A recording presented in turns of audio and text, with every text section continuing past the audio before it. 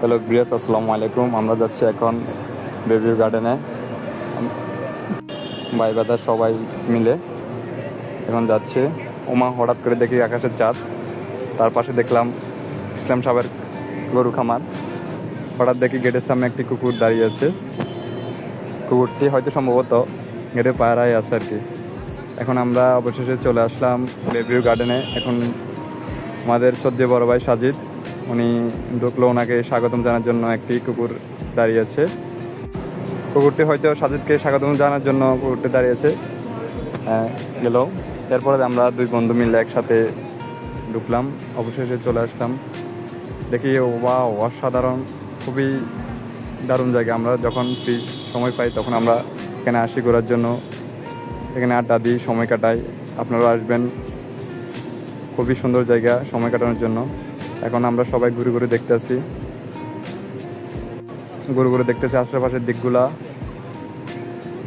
খুবই অসাধারণ জায়গাগুলা। এখন আমরা একটু সবাই মিলে একটা পিক নিলাম।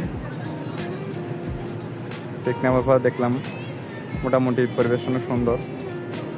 সাজিদ হয়তো সম্ভবত তার গার্লফ্রেন্ডকে কথা বলার জন্য হয়তো ব্যস্ত আছে। এখন আমরা বসে একটু চিন্তা ভাবনা করে দেখলাম, মানে যখনই সময় পাই আমরা এই বেবিউ গার্ডেনে আসি।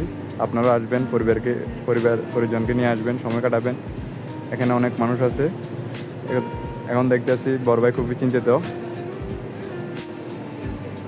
এখন আশেপাশের পরিবেশগুলো অনেক সুন্দর, মানে খুবই আমাদের যখন মন খারাপ হয় আমরা তখন এই বেবিউ গার্ডেনে আসি। এখানে লেখা আছে টিকটক করা নিষেধ, তবু আমরা এর মাঝে একটা ব্লগ ভিডিও বানাচ্ছি। ওটাতে ব্লগ ভিডিও, টিকটক না আর কি। এখন আমি আশেপাশে যা পরিবেশ আছে সবগুলো আপনাদের সামনে তুলে ধরার চেষ্টা করব এই আর কি। আপনার সময়টা অনেক ভালো যাবে যদি আপনি এখানে আসেন। সময়টা আপনার অনেক ভালো যাবে ইনশাল্লাহ। এখন আমি সবগুলো আশেপাশের পরিবেশগুলো দেখার চেষ্টা করব। আর নিত্য নতুন এবং ব্লগ ভিডিও পেতে আমাদের সঙ্গে থাকবেন।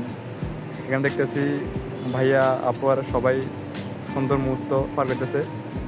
এখন আমার বন্ধু মেরাজ, সে দেখতে আছে গাছগুলা, হয়তো সে গাছ প্রেমিক, ফুলগুলো দেখতে আছে কেমন। সে হাঁটি হাঁটিতে দেখতে আছে পরিবেশটা কেমন। এখন সে আসি মোটামুটি সে ঘোরাফেরা করার পরে এখন আমাদের